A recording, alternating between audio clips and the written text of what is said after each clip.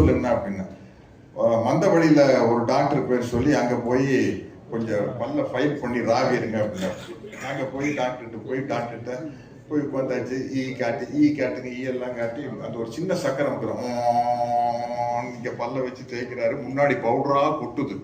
கிட்டத்தட்ட கால்வாசி பல்ல அரைச்சு எடுத்தாச்சு. எடுத்ததுக்கு அப்புறம் பார்த்தா பல்லு சரியாது, பல் பெருசா தெரியுது.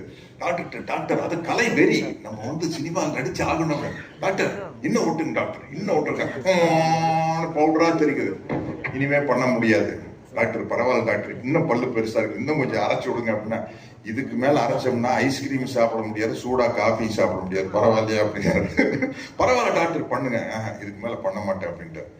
அதுக்கப்புறம் அப்படியெல்லாம் பல்ல சின்னது பண்ணி நடிச்சு கிட்டத்தட்ட ஒரு 250 படம் நடிச்சதுக்கு அப்புறம் கார்த்திகிட்ட மாட்டுனா, நலன்குமார் சாமி சார் இந்த படத்துல இதுல நான் வில்லனா நடிச்சுக்கிறேன், வாத்தியார் படத்துல வில்லனா நடிச்சுக்கிறேன் பாருங்க, ஏதாச்சும் ஒரு டிஃப்ரெண்டான கெட்டப் பண்ணலாம் சார். என்ன சார் பண்ணலாம்? பல்லு வச்சுட்டா சார்.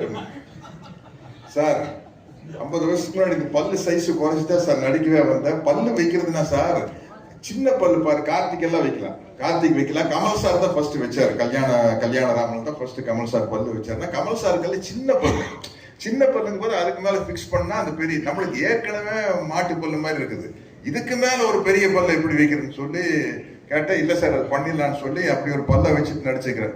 அப்பா பல்ல சின்னது பண்ணி விட்டாரு, மகன் பல்ல பெருசு பண்ணி விட்டாரு. என்ன பண்ற? எனக்கு இந்த படம் ரொம்ப நம்பிக்கையா இருக்குது. அதனால இந்த படம் கண்டிப்பா ஜெயிக்கணும். தம்பி ஞானவேல் ராஜாக்காக கண்டிப்பா ஜெயிக்கணும், தம்பி கார்த்திக்காக ஜெயிக்கணும்.